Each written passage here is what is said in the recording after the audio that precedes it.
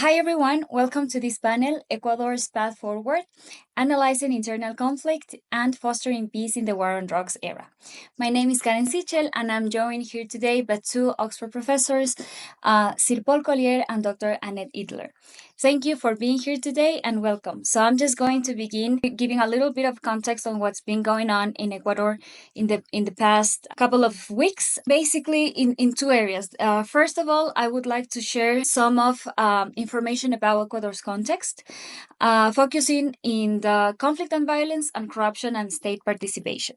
So let's begin with the conflict and violence. So on January 7, Ecuador's current president, Daniel Noboa, declared a state of emergency due to the existence of an internal armed conflict.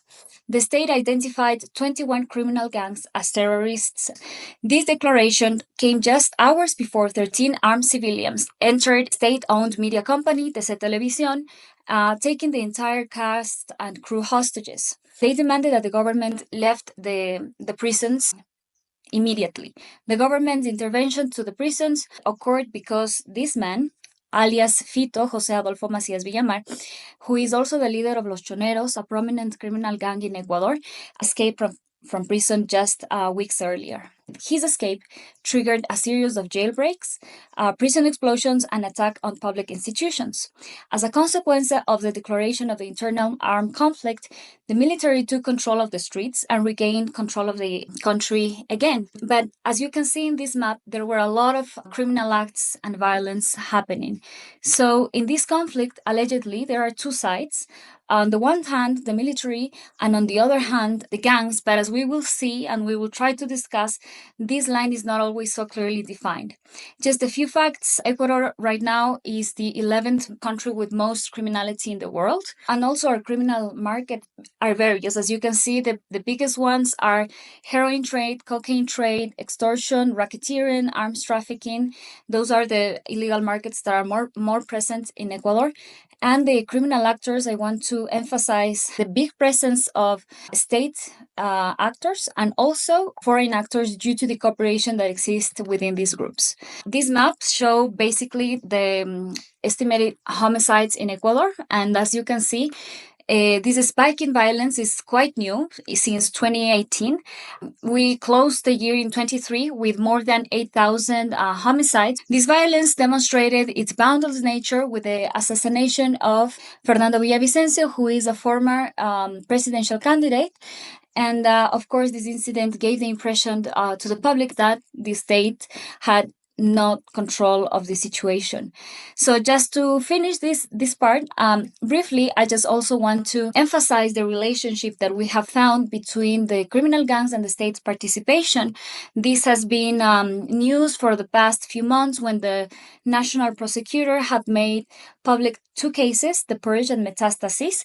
Metastasis reveals basically how a criminal lord, Norero, basically controlled judges, controlled police, control lawyers, and the Purge, on the other hand, reveals how political figures can control the justice and the judges, basically, to advance their own interests. Finally, this has also social effects. As you can see here, Ecuador has 43% of Ecuadorians want to leave the country, which is very high. Ecuador's trust into fellow Ecuadorians is very low, 5.8%. The fact that the government staged this as a war also has had economic consequences, like the increase of taxes, since the government insists that, of course, we're at war and wars are very expensive. I'm going to start with Annette, please. I would like to talk a little bit about the nature of the conflict, if that's okay.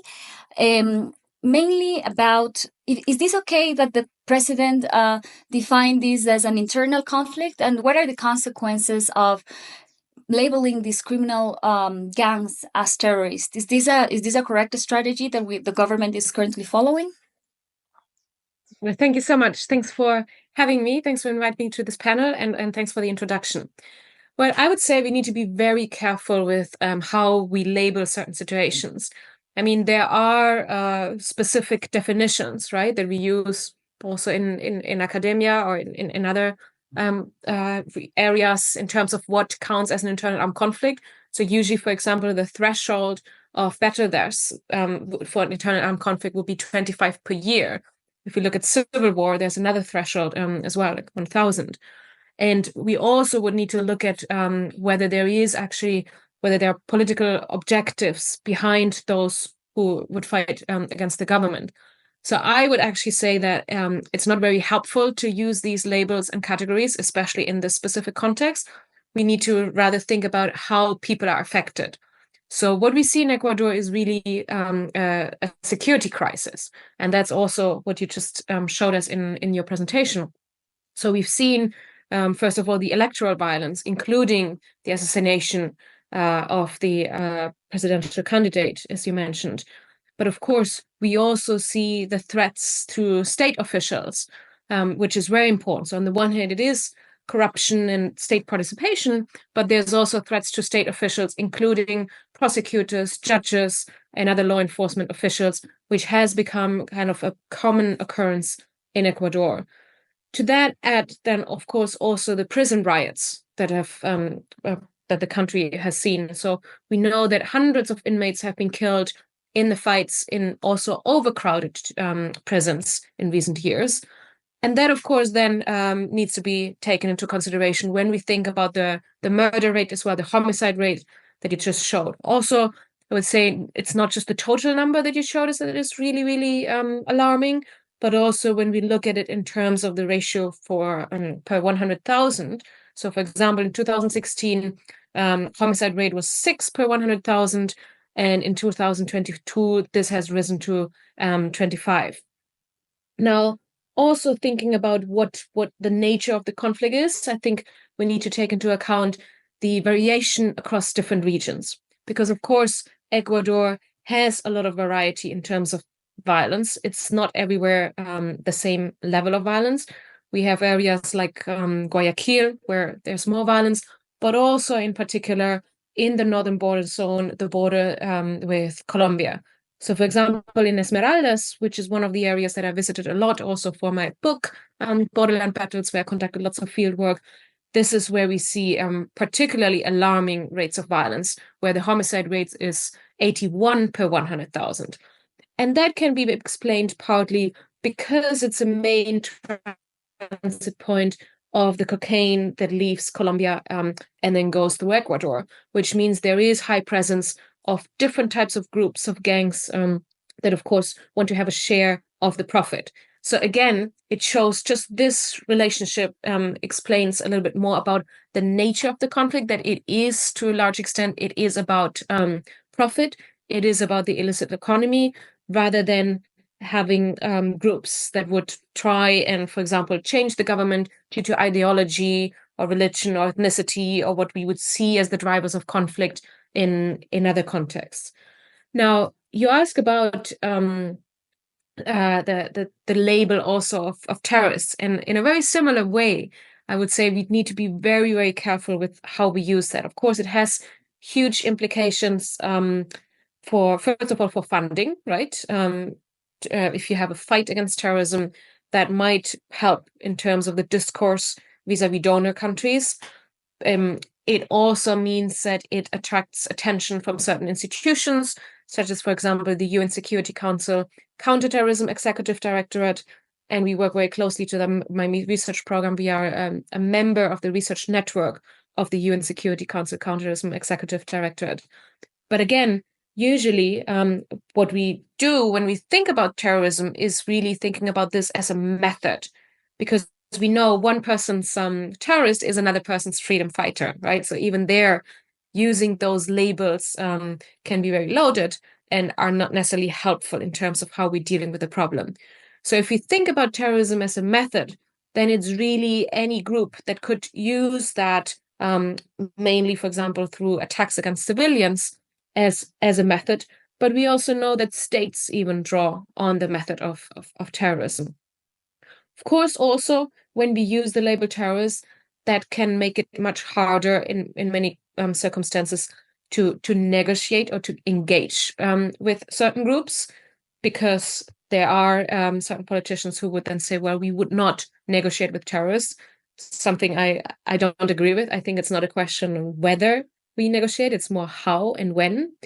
But again, it slightly distorts really what's happening in Ecuador, where we see this security crisis in all these different facets that I've just described. And we see very clearly the connection also with the illicit economy, but not necessarily in the way that we would see in an eternal conflict in other contexts. So first of all, understanding the situation from the perception of the local population, where of course it's perceived as can be perceived as a war zone, that is very important, but we need to be careful with how we're using those labels and categories and for what purpose. Thanks, Annette. This is wonderful. So, how do you explain this change from 2018? And I've been thinking about a lot of factors. So there was a political change, the government change, also, and some people I've read that some authors also attribute sometimes the increasing violence to democratization processes. And I just want to know, what do you think happened in Ecuador? Why all of a sudden this increasing violence so dramatically? Right. Well, first of all, I think it's important to consider that the wider context, because Ecuador is embedded in a region, as you know, where we've seen violence over the past decades. It's bordering Colombia, that suffers an internal armed conflict, and here we do have rebel groups that fight against the government. So that is very different from the context to Ecuador. And of course, it's also in the neighborhood of Venezuela, which is also going through a socio-political and economic crisis, which again has knock-on effects on the entire region, not only through refugee flows, but also through a destabilizing effect in terms of different types of non-state actors, armed non-state actors that are present in the region. Now, one thing that happened, again, which gives us an insight on what's going on in Ecuador, is the peace deal in Colombia, again, in the neighboring country. So in 2016, the rebel group FARC and the Colombian government, they signed peace, which led to the demobilization of the FARC. But it also led to a situation where, unfortunately, the Colombian government did not come in and fill that power vacuum, but instead it was many different smaller groups that kind of filled that power vacuum. So that includes FARC dissidents, but it also, especially in the border area with Ecuador, it also includes Ecuadorian groups that took advantage of that situation where suddenly we saw this power vacuum. Now, another actor that took advantage of the situation were the Mexican cartels. Now, Mexican cartels have been present in the region since the 90s. It's nothing new. However, again, because of the fragmentation of groups and the change in the security landscape, they became more present also in the area. So in a way, 2018, it kind of coincides with this changing security landscape in the neighboring country. And because Ecuador is a main transit route, it has knock-on effects on Ecuador as well. So basically what we've then seen is that, especially in that border area, it's become those new splinter groups after the demobilization of the FARC, the Mexican cartels like the Sinaloa cartel, the Jalisco cartel, Nueva Generación, that then also formalized alliances with local groups like the Choneros that you mentioned before, and also other gangs that were already present in Ecuador. So in a way, we've seen this increase in different types of armed groups or non-state actors. The number of groups has risen, the fragmentation.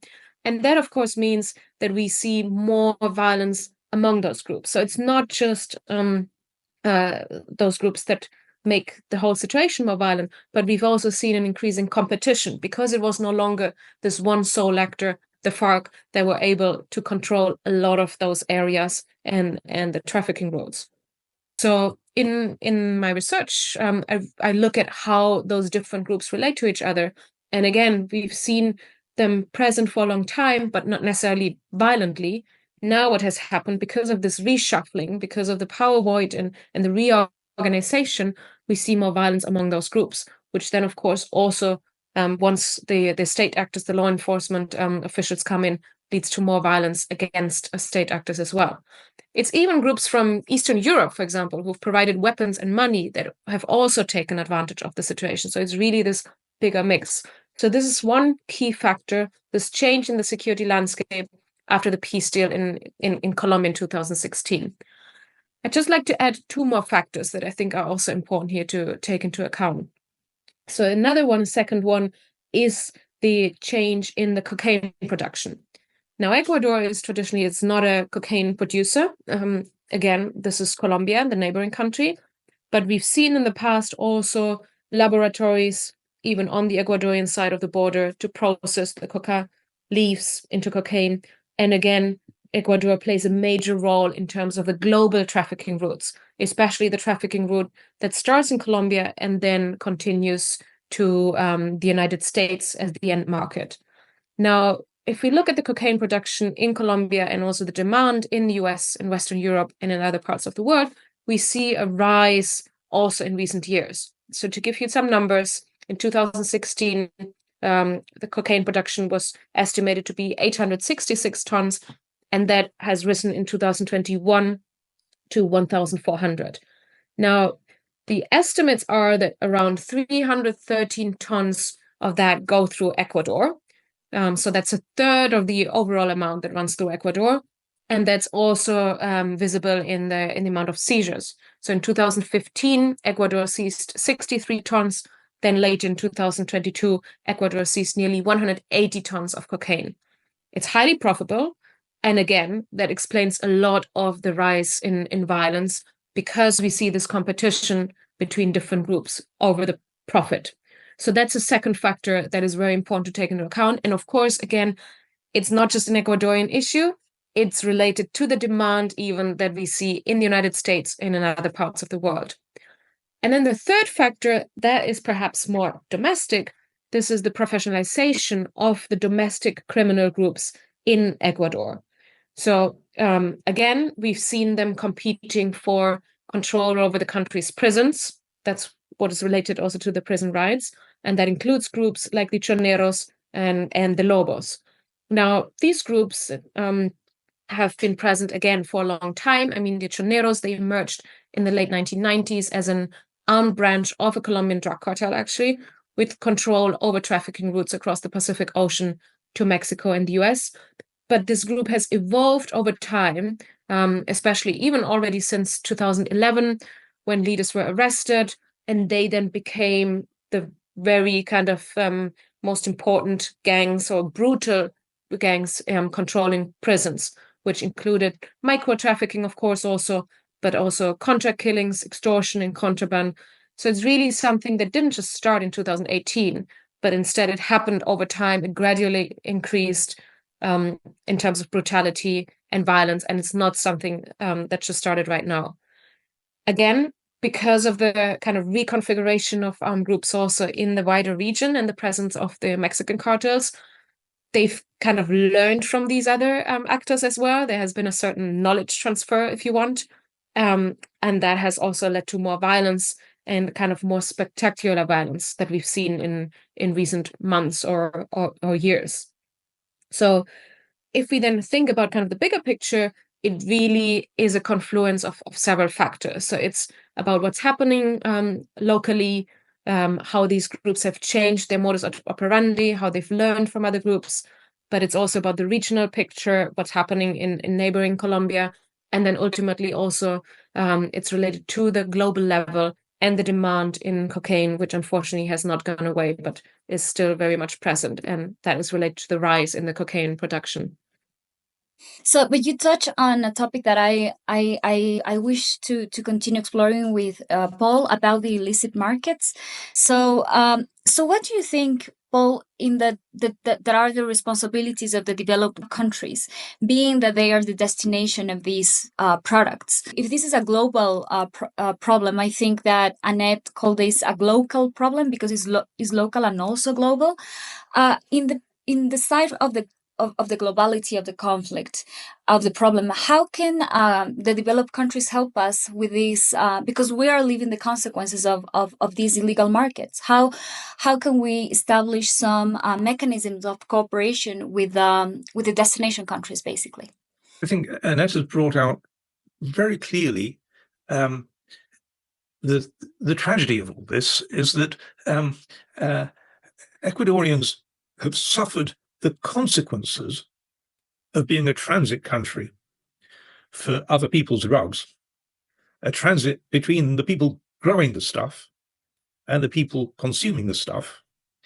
And because you've suffered all the negative consequences of that transit trade, there's a presumption in Ecuador that somehow somebody in Ecuador is to blame for this. And that produces a syndrome of internal blame. Should we blame the government? Should we blame the gangs? Should we blame the prison service? So all the institutions start to come into question, and we should step back from that, I think, for a little bit and say, come on, Ecuador has got all the downside consequences of being a transit country for other people's production and other people's consumption, and it's not your fault. It's not the fault of the society in Ecuador that this has happened. We come in a bit to, well, what can be done about it within the country? And there are some things that can be done. But first, we should really be clear on where the responsibility lies and what Ecuador can do about that.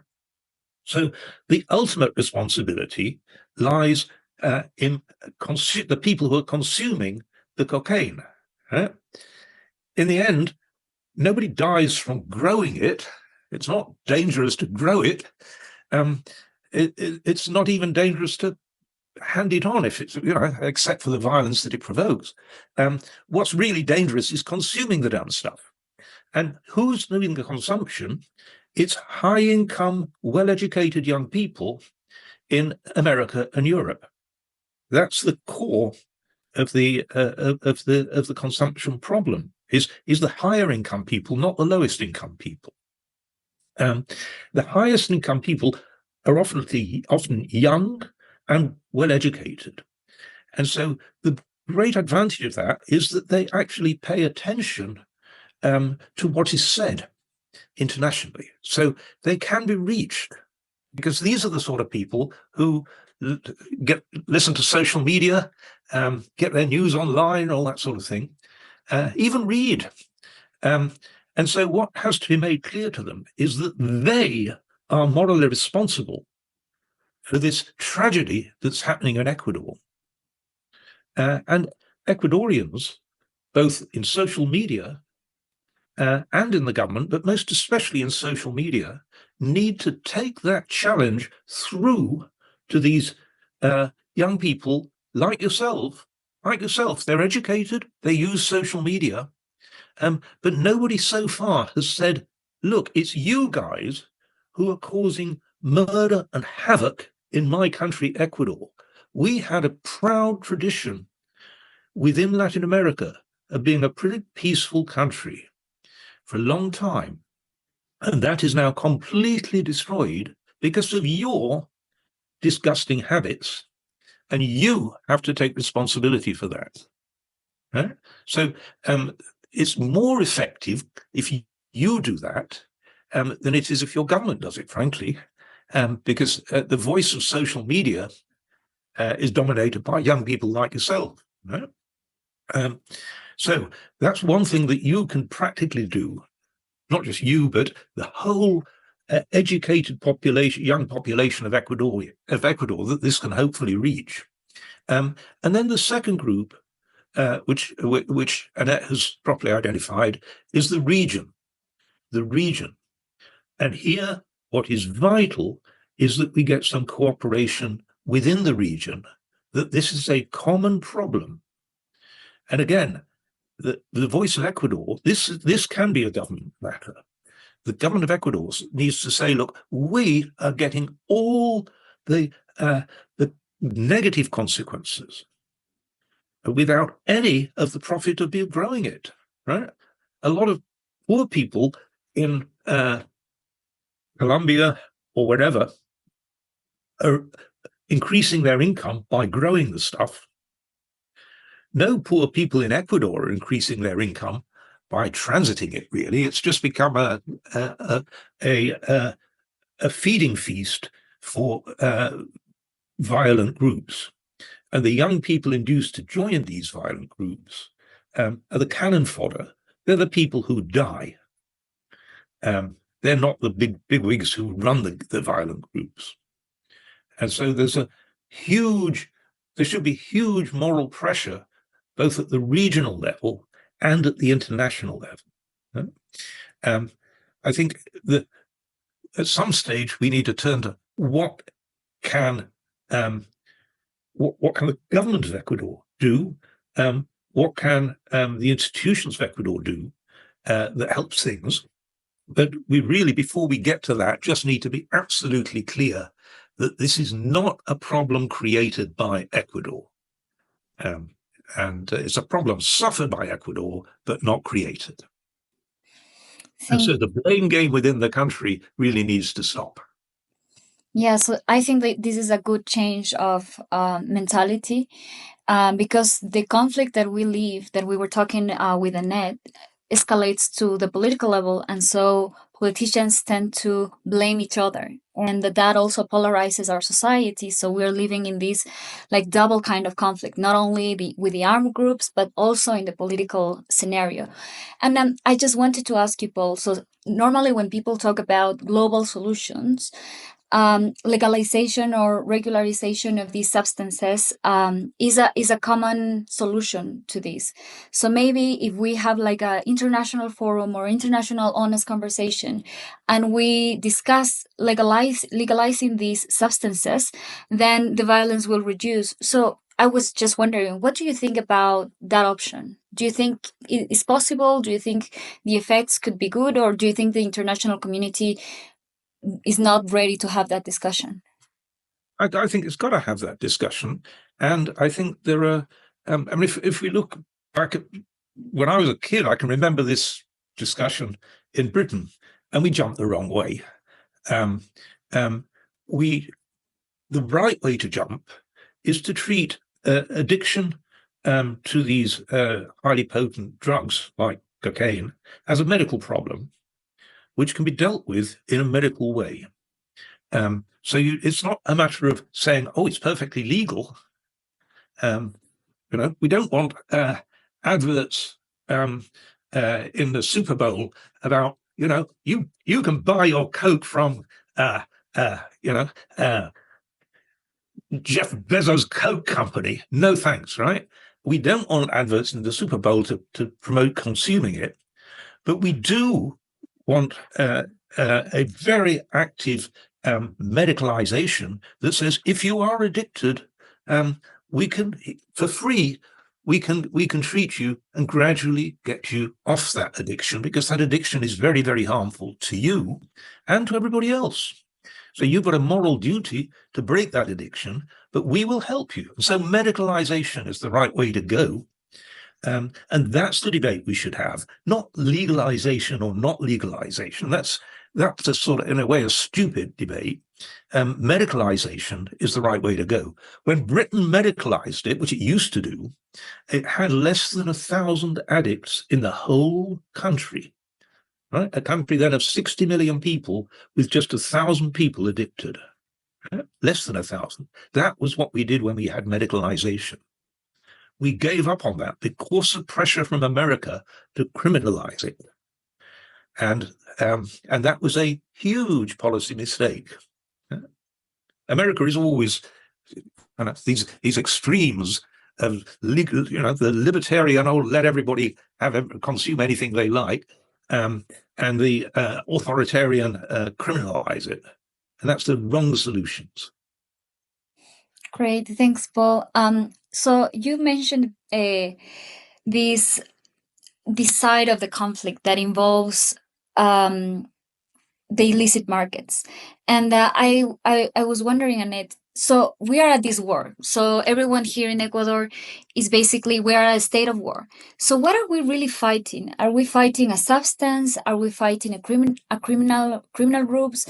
And also these criminal groups, as you've mentioned, also sometimes they cooperate with state authorities. So sometimes even the state is also the perpetrator, and sometimes maybe the perpetrators are victims of these fragmented cartels, as you mentioned on before. So could you just give us some insights on what is this war that we're fighting? Is it worth fighting? And who is the actual enemy? Thank you. Well, first of all, I think it's already probably mistaken to start by saying that this is a war, right? We know that this whole discourse, the paradigm of the war on drugs has failed, as Paul was just right now explaining as well.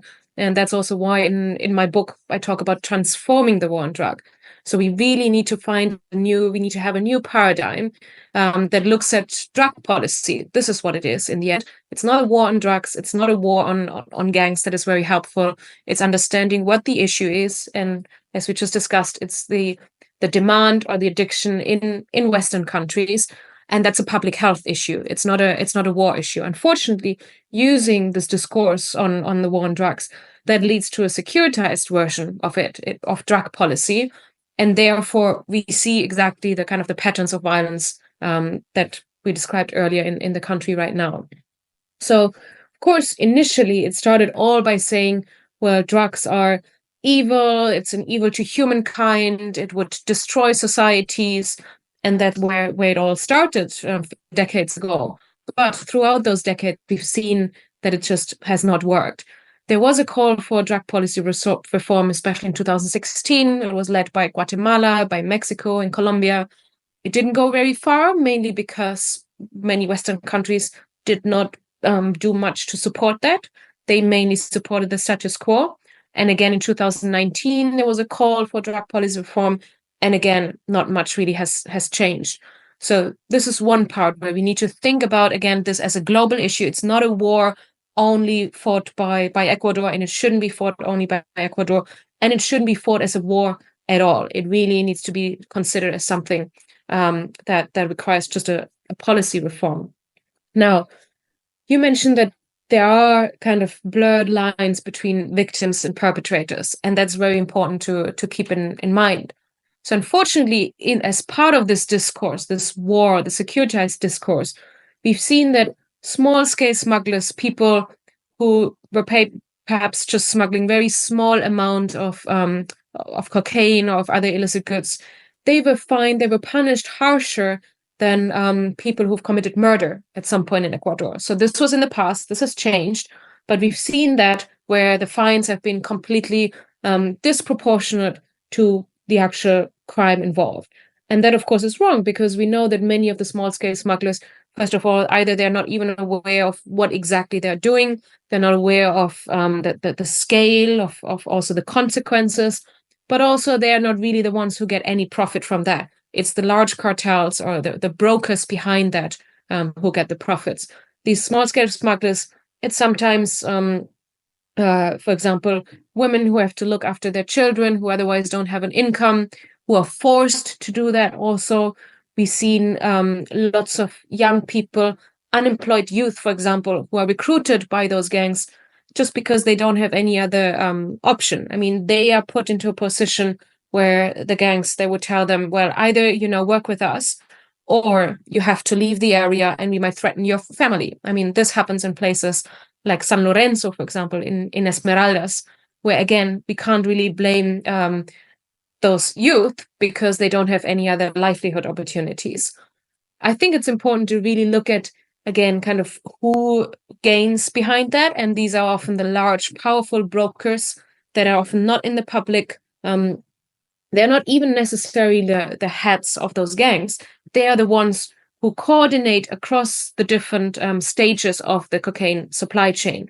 So, for example, they would make sure that the cocaine that's being produced in Colombia reaches then a certain area in Ecuador as the transit zone and then moves on to Mexico, to the United States. So these are the powerful actors. And unfortunately, they often are just behind the scenes, and it's hard really to get to them. So that's a question of, if you want, intelligence, and in a way also the capacity of law enforcement officials.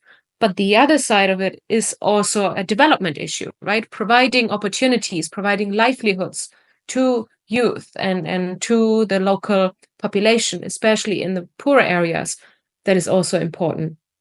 But again, going back to the kind of the bigger picture, all of that is only useful and viable if it takes into account the bigger picture and the global picture. Because as Paul said, it's not an Ecuadorian problem, it's a global problem, and therefore everyone has to do their parts, and that's definitely in the demand side and not only in the supply side. So thinking about this as a global issue that needs to be solved with repercussions, of course, at the local level is very important. That's why I call it kind of a global issue and how we need to think about this. The approach that now has been taken by the government, kind of the mano dura approach, describing it as a war against gangs, that might have short-term results and that might be useful to get people's attention because it's visible and because it shows action is being done. But unfortunately, this is not sustainable long-term. And unfortunately, it's also very likely to make things worse. And that's what we've seen in other contexts, in other parts of the world, where it has been a war, not just against the substance, but unfortunately also a war against those involved in it. And then if we look, for example, at Asian countries, we also see a war against even the drug users, the drug consumers. So again, using that narrative of a war is not helpful, not on the consumption side, where, as Paul also pointed out, we need to consider it a medical issue, a public health issue, rather than criminalizing it. It has not been helpful in transit zones, and it also has not been helpful in the production where, for example, coca farmers have also been stigmatized, while in fact, one of the issues there is also that there are no livelihoods available. So sometimes, yes, sometimes it can become a security issue. If we think, for example, about the situation during some years in Mexico, where Mexican cartels were really threatening the national security, then you need to have kind of a clear response to that. But even there, it only works if it's combined with understanding kind of the transformative part that is missing, investing in development, investing, of course, also in accountability, in transparency, in capacity building, so that also officials are aware of human rights and how they need to put protected. And that needs to come in cooperation with neighboring countries and ultimately with the international community as well. Thank you, Annette. I just want briefly to know your opinion about what happened during former President Correa's period. So what he did was that he legalized a lot of these gang groups. So, for instance, the Latin Kings, that is not currently considered a terrorist group, and so during his terms, we saw a lot of low visibility in regards to violence. However, presumably for how these gangs have been operating, there may have been low visibility, but they were still on the territory. So I was connecting this to what you said before about it's not a matter of whether you negotiate or not, but how you negotiate. So what should we do? So we should see, so the government, what strategy, if the mano dura, the iron fist doesn't work, negotiation is the way to go. But we also had that, and now we are also experimenting these peaks of violence. So how should it negotiate? So how the government and how, most importantly, Ecuadorians should see the gangs in order for this to be a peaceful process and not just, again, like we said, a conflict or a war. Right. Well, I think it needs to be a combination of several things, because of course, when we see the kind of the low visibility violence, or we don't see it, in fact, right? It's related to two things. So one, it can be because there's negotiations happening between the government and the groups, or there can also be complicity. I mean, this is where we need to distinguish, right? One thing is to negotiate with them and try and convince them to do things differently. It's a little bit what's happening right now in Colombia, where the negotiations are also not happening only with the rebel groups, but also with organized criminal groups. But then something different is where we have this state criminal symbiosis, or where you have the state cooperating with those groups. And that, of course, is very risky. And this is, again, where the accountability and transparency comes in. So it's important to fight corruption. It's important to educate also officials, and of course also to make sure that the working conditions are in a way that the corruption is even not so much of a question. So, for example, just looking at salaries also of law enforcement officials is important. But again, this is one part, right? So one part is understanding how the state relates to those groups. Another part is how the groups relate to each other. And this is where, as I mentioned before, we see a lot of competition right now because there is maybe not the clear hierarchy that existed before across the different armed groups. So this is where we have either tacit agreements, for example, between those groups. They would say exactly who is controlling which part of the transit road, who's controlling which local or locality, whereas in other cases, in other instances, you don't have a monopolization of that, or you just have the competition among those groups, which also leads to more violence. Now, what can the government do and what can Ecuadorians do? So first of all,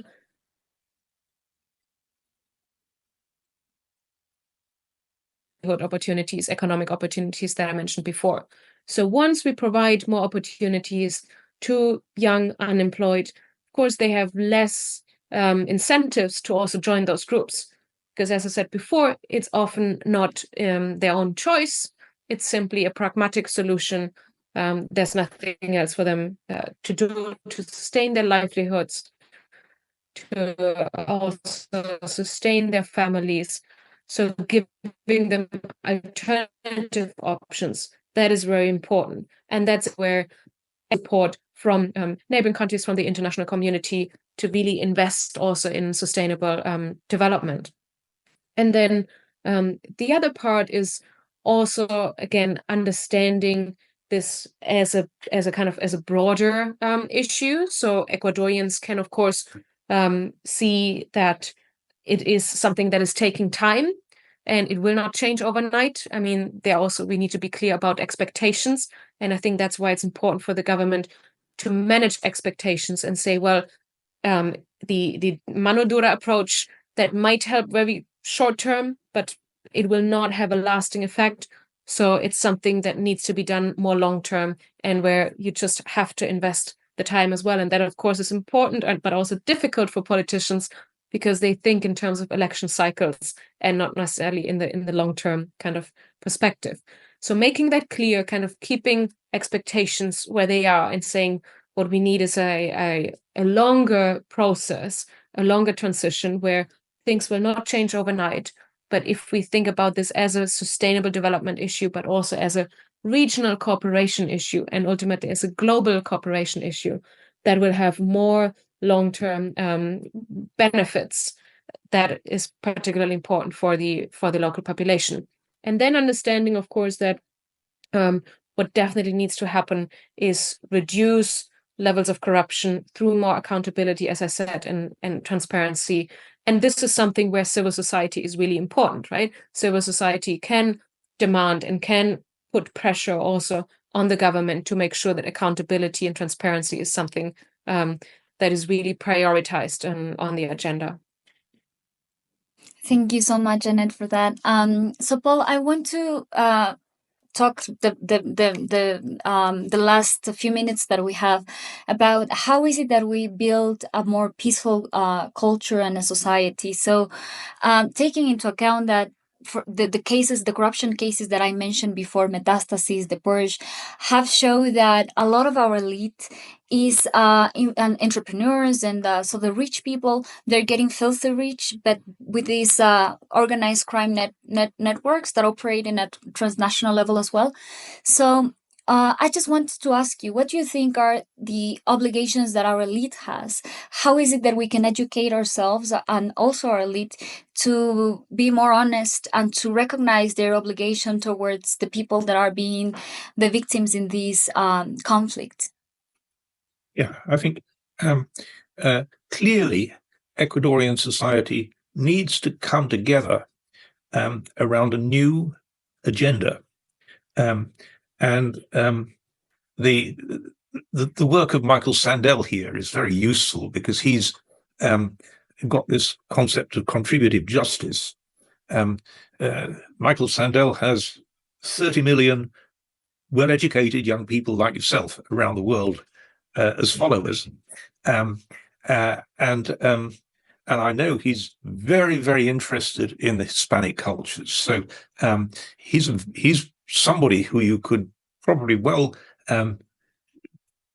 persuade him to get involved in Ecuador's struggles, because his message is, first, you've got to come together.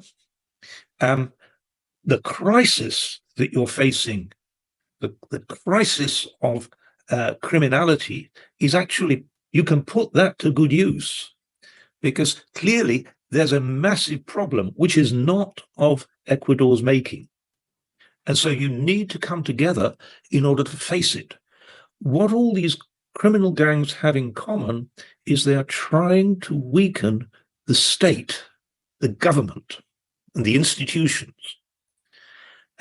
What Ecuador desperately needs is a more effective state, and not just more effective to reduce criminality and violence, but to produce a more prosperous society. And in doing that, who has to make the first move of moving from individual selfishness to the common good? And Michael Sandel's argument is that the first move has to be by the better off, by the rich. And so the people who are at the moment getting filthy rich, and filthy is the right word here, out of the problems of other people, of poorer people in Ecuador, they're the people who have to make the first move. And that first move is to say, we will give up some of our gains in order to benefit the common good. And so the rich business people, one would hope the rich criminals, but let's be realistic and start with the rich business people. If the rich business people are not willing to contribute to the common good, they can't expect the very poor people in Ecuador to do so. And so the first question is, if Ecuador is to turn this crisis into an opportunity, as many societies throughout history have done, they've turned a crisis into an opportunity to come together. Annette is German, and post-war Germany is an emblematic case of that, where the society was in total meltdown crisis.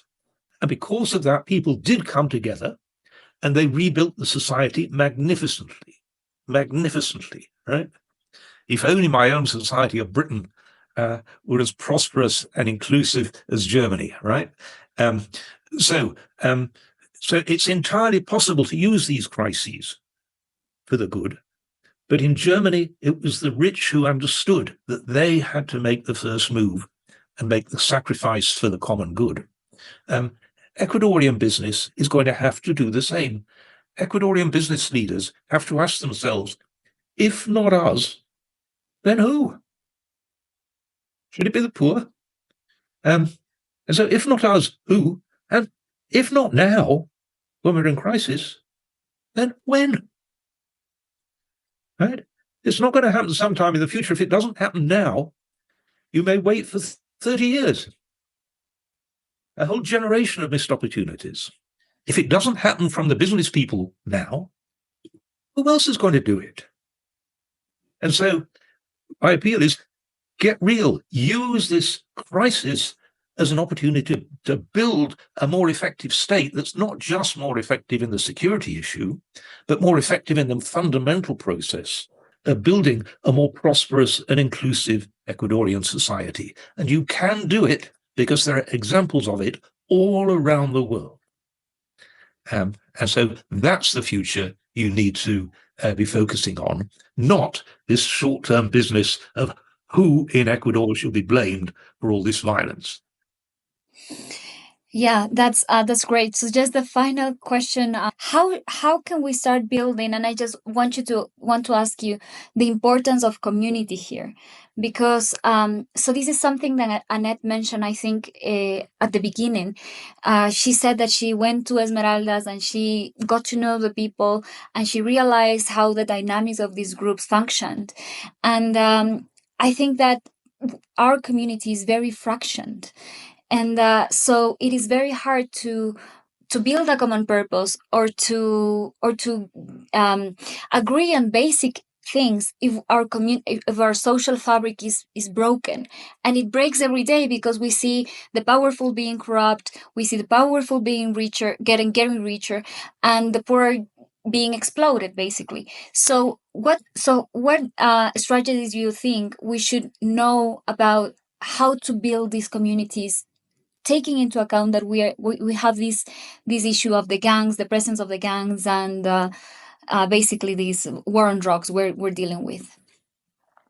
I'm going to pass to Annette for the final word, but one of the things she said was that there's enormous amount of variation between communities in Ecuador, that some communities are working very well, that although you might expect there to be violence, there isn't.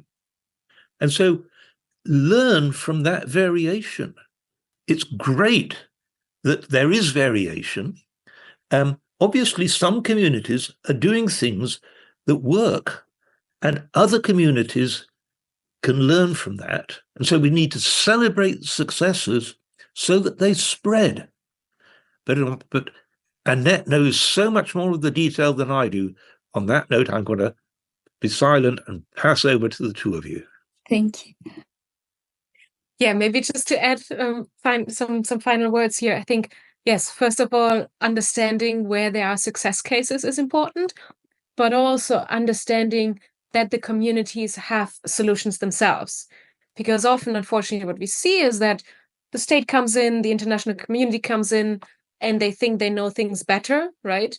But actually, what I've seen a lot across Esmeraldas, Carchi, and Sucumbíos and other parts of Ecuador is at the local level, there are lots of initiatives like Red Fronterizas de la Paz, so the kind of local border peace network, or just using communities' own kind of ideas and creativity and promoting that. So promoting the existing initiatives that are implemented by those local communities, that is very important. And that is usually much, much more effective than coming in as an outsider and thinking that you can just implement something that might have been copied from somewhere else, but that just doesn't really work in the local context. So it's about the local ownership, understanding what these initiatives are and understanding how they can be promoted. That is so much more effective than just coming in as an outsider. Thank you so much for that, Annette and Paul. It was a wonderful discussion. Thank you so much for your time. And yeah, so thank you for being here. Thanks for having us. Thank you.